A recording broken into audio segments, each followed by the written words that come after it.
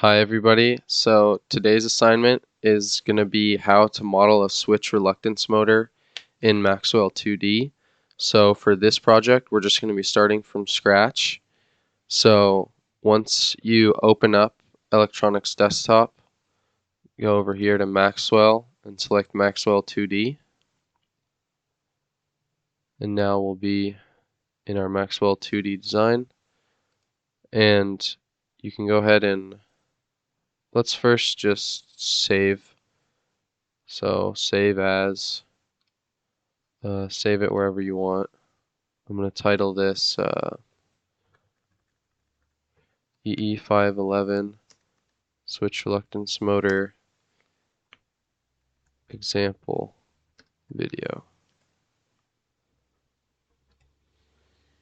So now we're going to go ahead and just click save, and next right click Maxwell 2D design and then click solution type and change it to transient.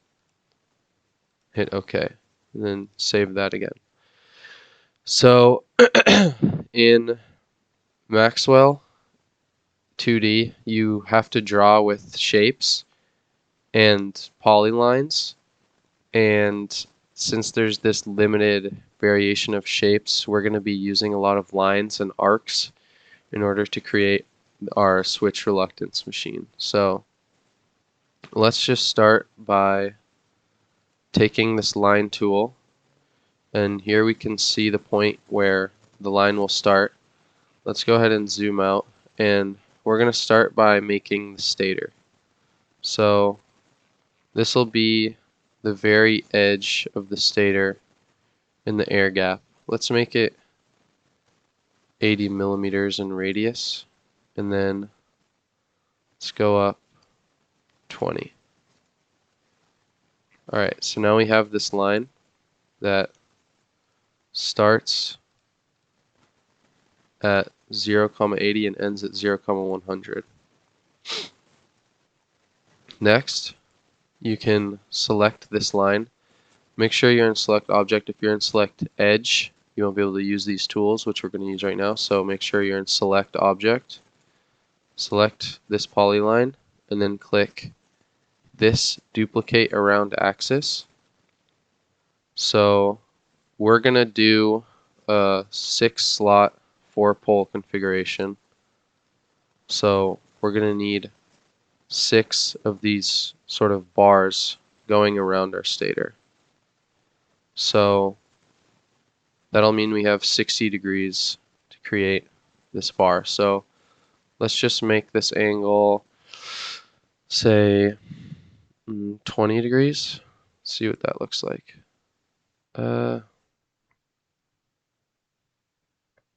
Maybe. Actually, I have a better idea. I don't want it to be radial like this. Let's just learn how to use this other tool. So select this polyline and then use this move tool. And then click the bottom of the polyline. Now you can translate it anywhere in space. So go ahead and move it to the right, maybe 10 millimeters. Or how about 20 millimeters? And then we're going to make sure that we moved it where we wanted it to. So we moved it to the right 20 millimeters. So this should say move vector 20, 0, 0.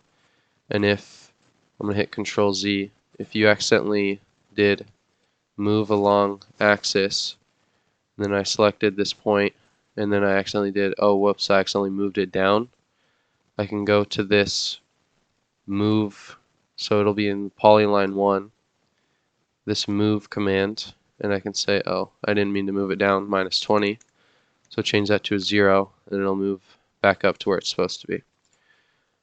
So next thing we're going to do is we can also duplicate it along a line. So I'm going to select the corner edge of this and basically mirror it across the y-axis. And then total number of copies 2. Okay, so now we have this. Next, I'm gonna just connect the bottom of both of them with a line. And then once I've placed the line where I want it, I click in the same spot again to get rid of drawing another line. So now we've got these three lines. That's basically these three lines. And next we're going to draw an arc from the origin from this side to this side. And then instead of drawing another arc, click in the same spot again. So Control Z, I'm going to show that again. So select this tool, arc, click on the origin, and then go from, it'll turn into like a little square to show you that it's on the end of that line. Go from one line to another. And now we have these 4 polylines. And next what we're going to do is you can either select them all by right-clicking lines and then click select all, or you can click and drag your mouse over all of them, or you can hold control and select all of them like this. Either way, just select all of them, and then you're going to right-click out in space, and then click edit, and then click Boolean, and then click unite. So now it's just one polyline. And next what you're going to do is you're going to select this polyline we just made, and then right-click out in space again, click edit, and then surface, and then cover lines. And now we have a surface. So what we're going to do next is select the surface, and this is going to be part of the stator iron, so I'm going to call it stator iron, and I'm going to change the color to gray, and I'm going to assign the material. And what we're going to do here is we're going to import a material from canvas. So on canvas there should be this material, Nippon Steel 27ZH100.tab. It'll be in the ANSYS resources module, and we're going to go to add material, call this Nippon Steel 27ZH100. I'm going to change the material coordinate system to cylindrical, and then change the relative permeability from simple to nonlinear. And now we're going to go to BH curve, and now we can import that data set that we downloaded. So downloads, and then file type .tab. Here's Nippon Steel, and here's the BH curve on a logarithmic axis. So you can see this is where the material begins to saturate. This linear region should correspond to mu naught. So then you can hit OK, validate material, OK, OK, and now we've got this little stator iron piece as Nippon Steel. Alright, next we're going to select this object, this little stator iron piece, and then click duplicate around axis. And it'll already be on the z-axis, and we're going to need 6 of these stator poles. So we're going to angle them 60 degrees apart and have a total number of 6. And then we're going to hit OK. Now we've got 6 of these stator poles. And now to finish off the stator back iron, we're going to use arcs and lines again. So we can't just like draw an arc like this, because when you do the cover lines technique that we did for creating objects, it doesn't work for some reason. So we're going to draw the stator back iron in 2 pieces. So if you go to here, this little triangle will show you that it's at the peak of this arc. So click there. Then let's make the stator back iron go maybe this is about like 30 millimeters. You can go about 30 millimeters, and then click again on the same spot.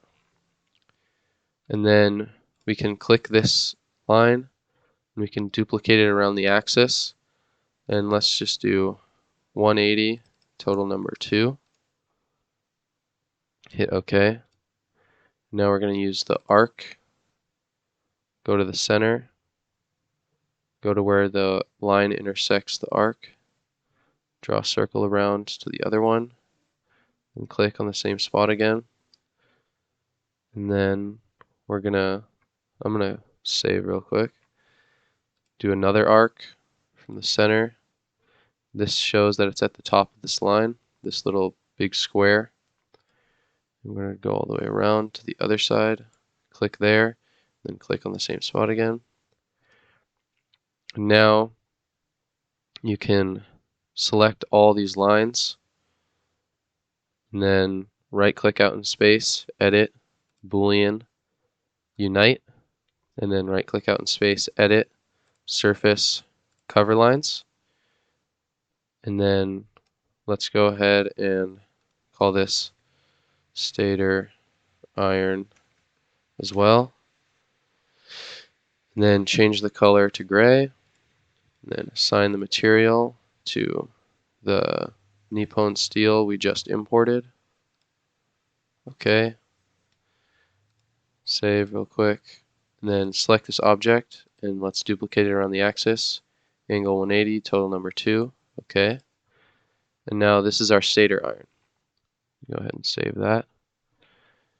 And next, let's go ahead and draw the windings that will be going around the stator. So let's just draw one here.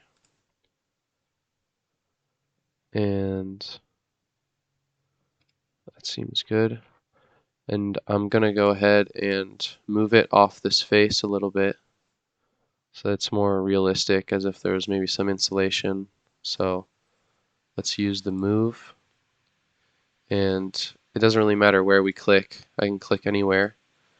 And then I can go to this move feature and change the movement to whatever I wanted. So I just wanted to move it 0.1 millimeters to the right. So now we have this tiny little gap here.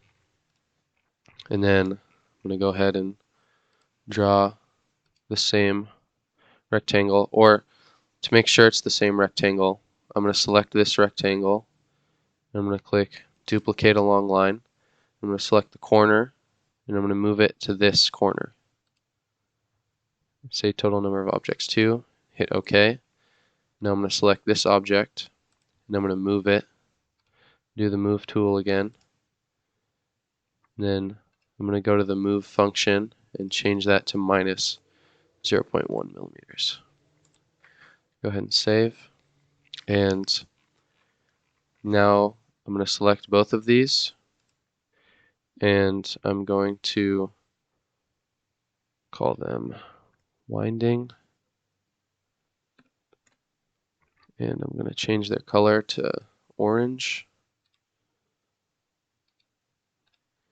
And I'm going to assign the material as copper.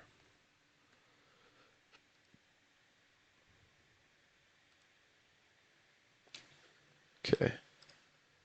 Save that. And now we've got one set of windings. I'm going to hold Control, select both of them, duplicate around axis, change this to 60 degrees, total number 6, hit OK. Now we've got all our windings in our stator, hit save. And next we're going to draw this sort of cross rotor. So I'm going to start by drawing, let's go up close to this. Let's say we have this would be a 1 millimeter air gap. So this corner is at y distance minus 80, and this spot is at y distance minus 79. So I'm going to click there, And then I'm going to just click wherever right now to show that you can go into create polyline, create line. And so the start point is minus 20, 79, 0. And I'm going to make the second point minus 20 and let's see what 50 looks like. 50,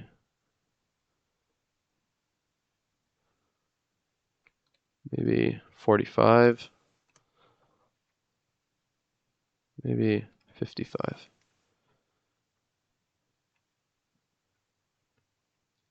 I'm going to keep it at 50. So make sure the start point is at minus 20, 79, 0, and point 2 is at minus 20, 50, 0. And really, you don't need to have the exact same dimensions as me, but maybe it'll be easier for you to follow along if you do that. And actually, I'm going to move this start point down maybe 1 millimeter because I'm actually going to put an arc on the top of this. So maybe I'll need to do like 76. Let's see. Let's just draw the arc and see. Okay, so maybe we can go a little closer. 77. See where this arc will go. Ooh, that's pretty close. Let's just stick to 76. So I'm gonna duplicate this line along axis, move it to here, basically move it 40 millimeters. Then total number 2, okay. Now I'm gonna draw 2 arcs, one from the bottom of the one line to the bottom of the other line, then one from the top of one line to the top of the other line. Now I'm going to select all the lines. I'm going to right click out in space, edit, Boolean, unite, right click out in space, edit, surface, cover lines. Now I'm going to duplicate this around the axis, angle 60, total number 6. Or no, sorry, we only need 4 of them. So angle 90, total number 4. Okay. And actually, I might decide to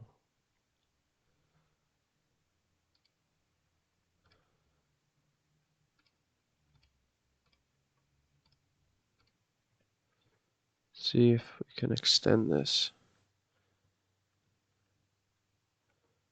So it'll go ahead and delete everything, but I'm actually going to decide to extend this down a little bit more. So I'm going to change it to 40 actually. Yeah, that might be better. Alright, so sorry guys if you followed that. This will just be more practice. So I'm going to go ahead and so I can click into polyline 7, unite, polyline 7, 1, duplicate. So polyline 7 was the original one. Create polyline, create line, and I'm going to change it to 40.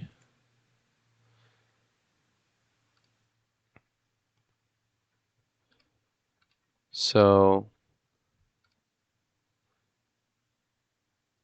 I'm just going to have to, whoops. Actually, we could just draw more shapes if we really wanted to. This is why I suggest using SolidWorks instead of ANSYS for modeling, but either way, if you're in a pinch, you could do the 2D modeling in here. So I'm just going to make this other object real quick.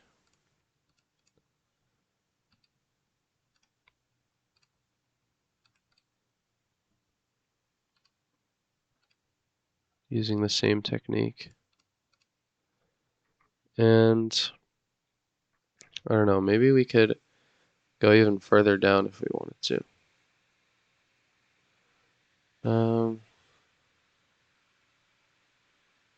Sorry I'm so indecisive.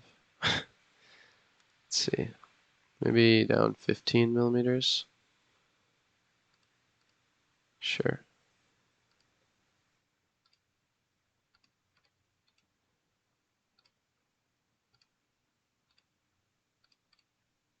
So this is just using same technique as before.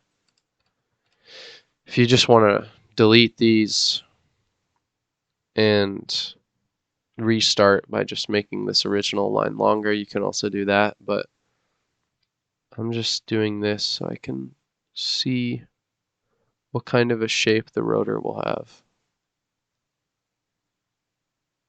Alright, so select all, edit, Boolean, unite, edit, surface, cover lines.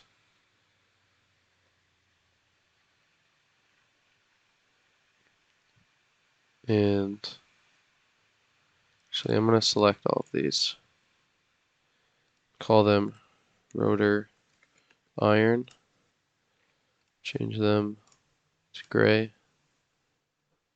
And assign material Nippon steel.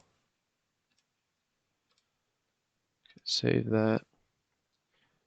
Now I'm going to duplicate this one. So go to duplicate around axis.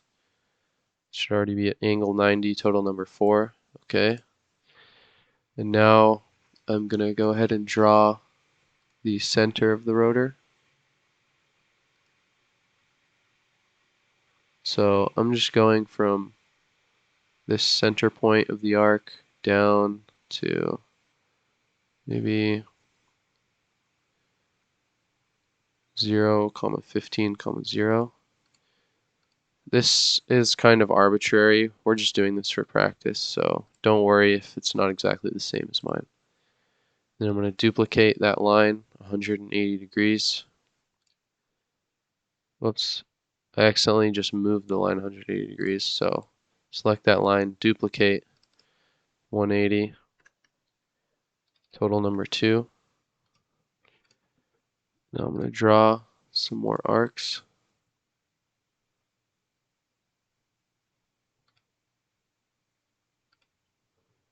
And click on it again. Another arc. I'm going to select all these lines. Right click out in space, edit, Boolean, unite. Right click out in space, edit, surface, cover lines. Oh, I don't like it when it colors it the opposite color. So I might, is it even worth it? I'm just going to redraw it. I'm not sure how it decides that, honestly. Like, you can tell that before the other shapes I drew, sort of drew them like a lighter green color. I think it has to do with the way you draw the shape. But I'm not sure why they do that. It just kind of makes the coloring inconsistent. You don't have to do this if you don't want to. Alright, yeah, so just based on the way I dragged those arcs around, it changed the color. I'm not sure why it does that, but I changed it just because I wanted the colors to be consistent. So I'm going to go ahead and duplicate that 180 around the axis, total number 2. Okay. Select both of these. Call them rotor iron as well. Color them both gray. Then need to make sure that these are Nippon steel. Okay. Save. So Right now the only materials in our project are copper and steel, but we're going to draw the regions right now. So now let's use the draw circle, and we've done this before where we've drawn, this will be the inner region. Let's call this inner region. Color it red, make it transparent. And now we're going to draw the band. Make sure it's in between the rotor and the stator. Doesn't have to be exactly in between. Call this band. Color red.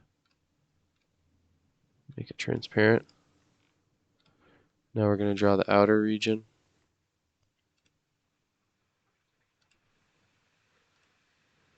Outer region. Color red.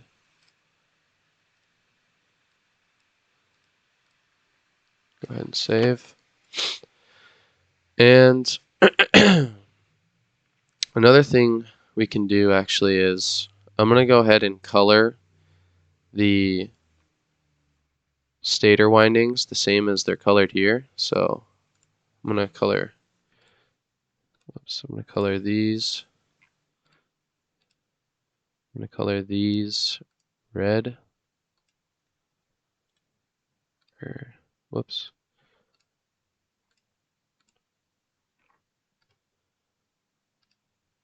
Color these red. I'm going to color, let's see, so that would be U. And then green, and then blue.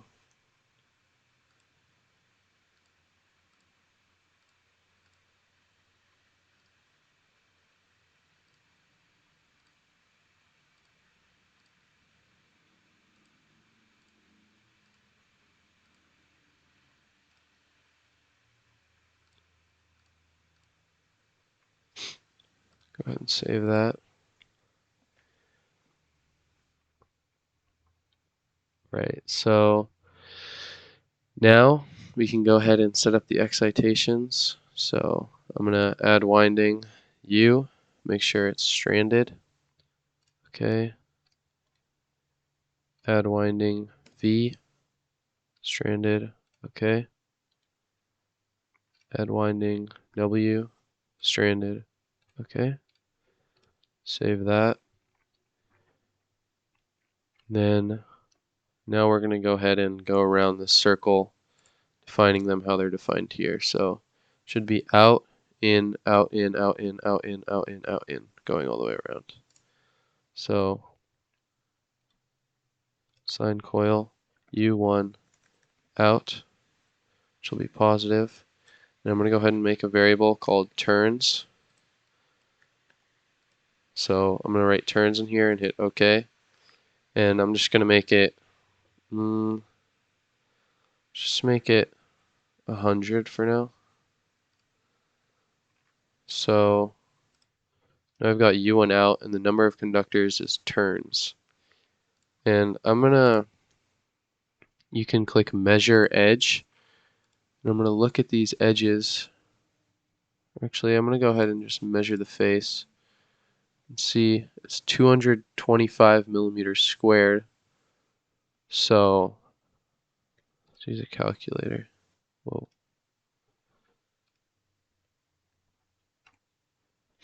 So I'm going to say we're doing like 20 amps per millimeter squared times 225.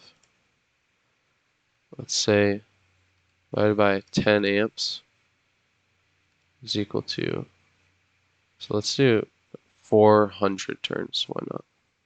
That'll be a little less. So we can go, I'm going to save, right click Maxwell 2D design, click design properties, and I'm going to change turns to 400.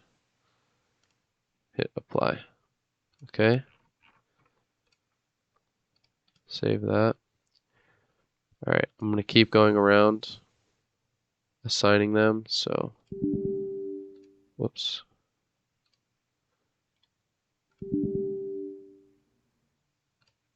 Oh, sorry. So what's going on here is something you might face if you accidentally use the measurement tool. It'll change your object selection. So I'm on select face and I need to be on select object.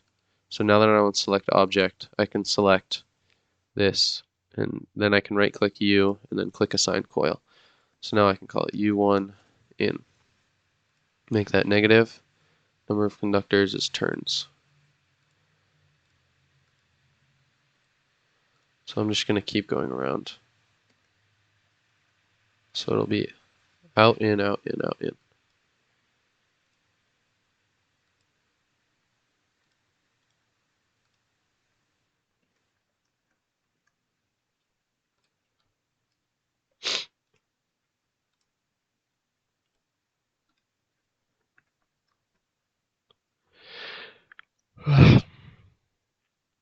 W1 out.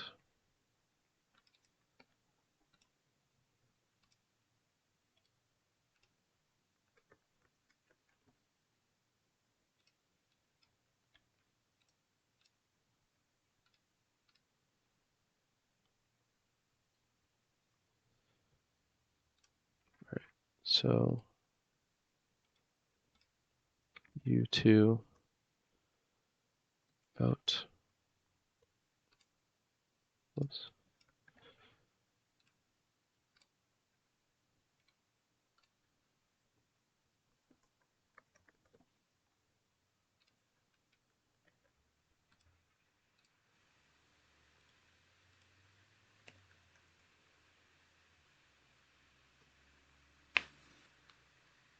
Whoops. So this will be V2 out.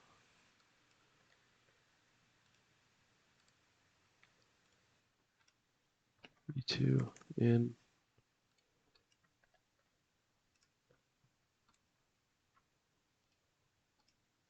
W2 out.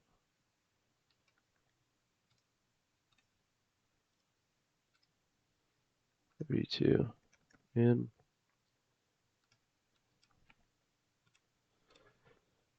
Go ahead and save that.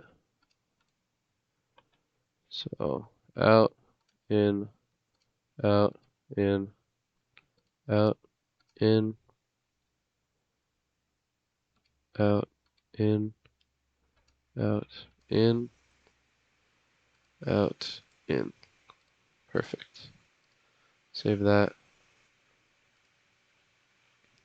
And now we can go ahead and let's set up the vector potential. So select object edge, select this outer edge, assign vector potential, leave it as 0. Okay, save that.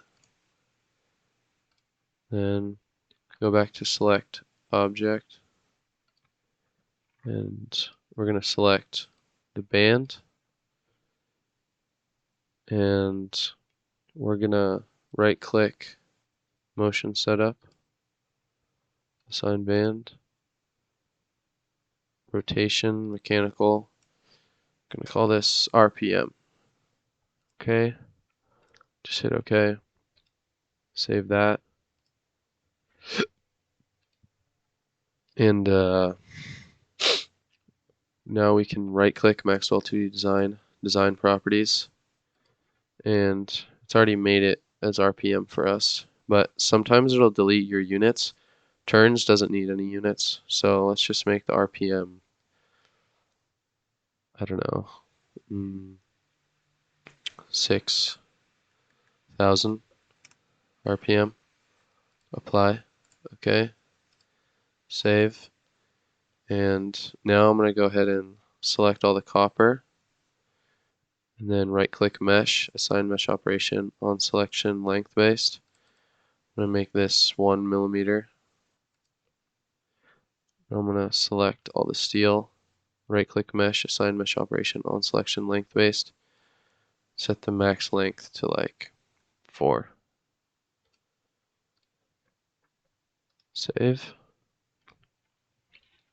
And so Now what we're going to do is, since this is a switch reluctance motor, we are going to have one phase on at a time.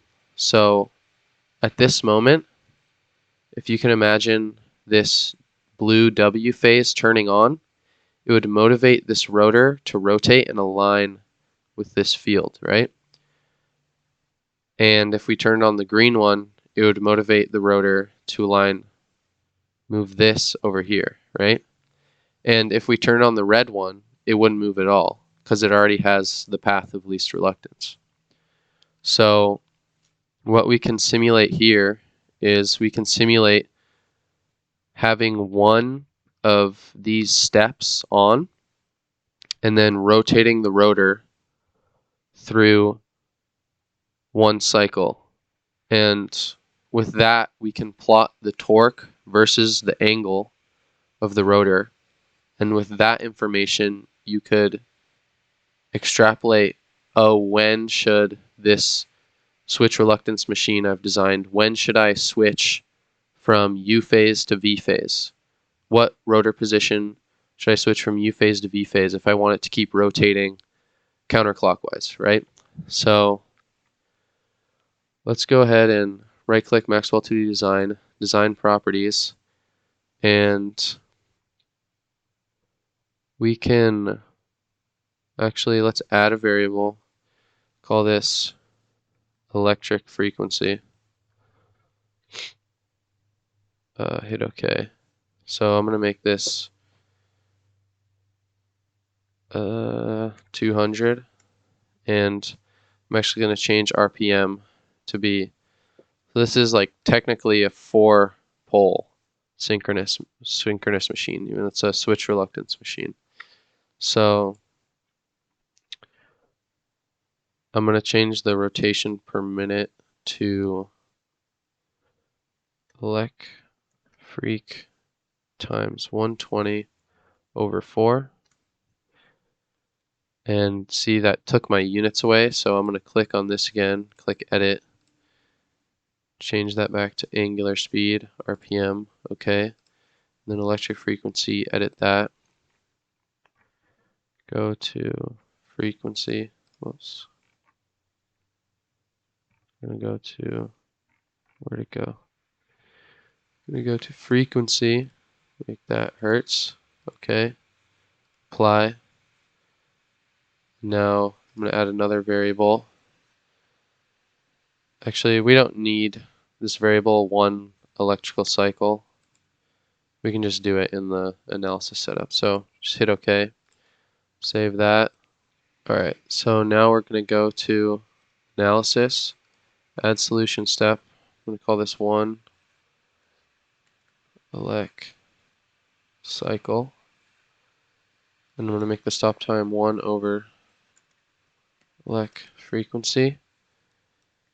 Then make the time step 1 over electric frequency divided by, let's say, so there's 360 degrees. What's a nice even number? We could step it.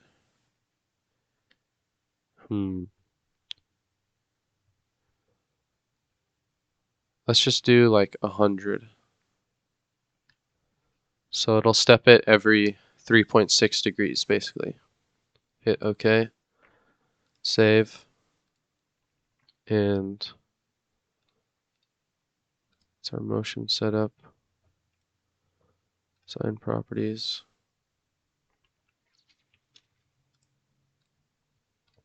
So we've got all that set up, and actually make sure in analysis, so you can right click the 1 elec cycle and click properties, or you can just double click it and it'll open this. We're going to go to save fields. This is very important. Make sure you save the fields for this assignment. So we're going to do every one step from 0 to 1 over electric frequency. So that's perfect. Hit OK. Save. Alright, now we've got it set up to save all the fields, and let's go ahead and select this V phase. So you can double click on V, or you can right click and click properties. And let's say the current is 10 amps. Change this to amps and hit OK and save that. So now we've got 0 amps in U, 0 amps in W, and 10 amps in V. Save that. And let's put this model into the electronics desktop version, the full version on the software hub. So I'm going to import my file.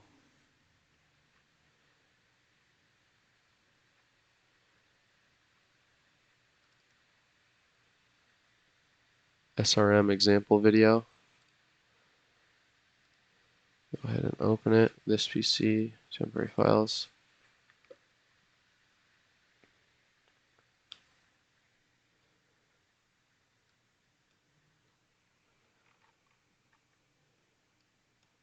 I'm going to go full screen for this. Alright, so we've got our model in here, and we've got it set up for save fields, which is perfect. Alright, so now it's done, and I realize I forgot to mention that if you go to design settings, you can see the model depth, and mine is defaulted to 100 millimeters, which is pretty reasonable for this motor. So make sure your model depth is 100 millimeters. And now we can right click this and go ahead and hit analyze.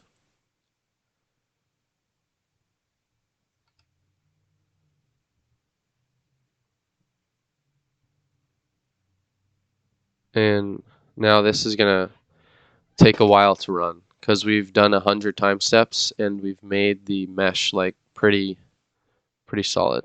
So I'll probably speed this up in the video. Alright, so now it's done, and I realize I forgot to mention that if you go to design settings, you can see the model depth, and mine is defaulted to 100 millimeters, which is pretty reasonable for this motor. So make sure your model depth is 100 millimeters, and if it's not, that's fine.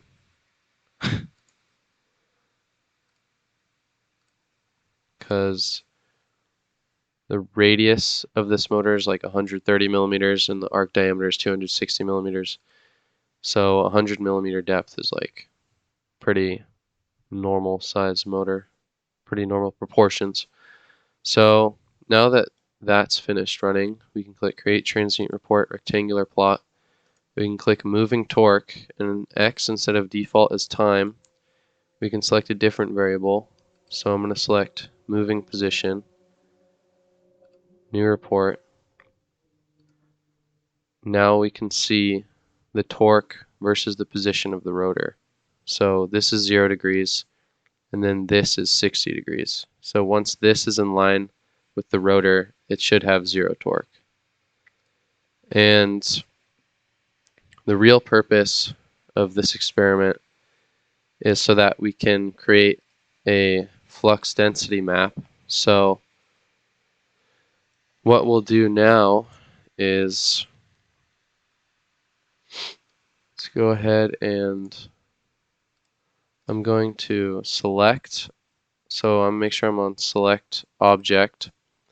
I'm going to drag over all of these objects, and I'm going to unselect the band, the region, and the outer region. And I'm going to go to field. Actually, I don't need to go to field overlays. I'm going to right click out in space, and I'm going to click fields, and I'm going to click B field, and I'm going to click mag B.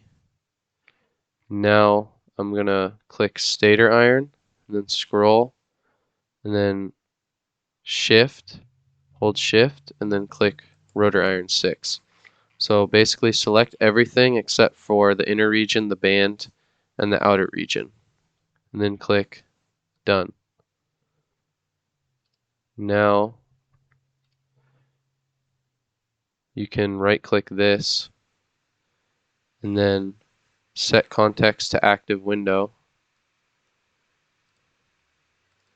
And then if you double click this time, you can click time and change it to like 50 microseconds. And now this will show us the fields within this motor. So the coolest thing we can do with this is, so you can right click this mag B1 and then click animate and then click OK. And it's going to take a second to create these frames. Now we've got a pretty cool animation of the flux density in the rotor and the stator as it rotates around. You can see that it increases as the rotor aligns with the U phase, because in this animation only the U phase is excited right now, or the V phase, excuse me.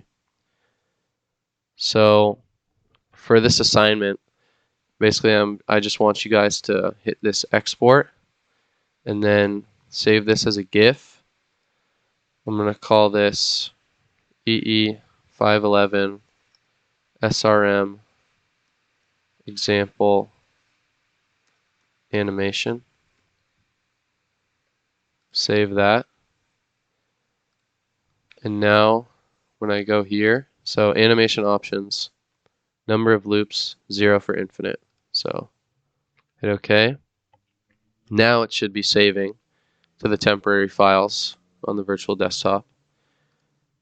So temporary files in here, E511 SRM example animation GIF. If I click that, it'll bring it to my downloads, and this animation is basically what I'd like you guys to submit. I'm gonna actually reframe it. So I think the animation will look better if I reframe this. So let's export this now. I'm gonna save it over. Actually, I'll say reframe.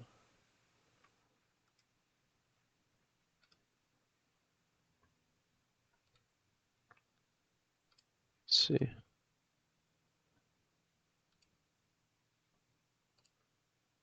See, now the GIF is framed a little bit better. So it basically saves the GIF based on what your window looks like. So if you like have this progress bar like way up here, it's going to export this little rectangle. So make sure that you are like in full screen and you close this so that you get like a solid resolution on this GIF. So this is basically what I'd like you to submit to Canvas. All right, thanks guys.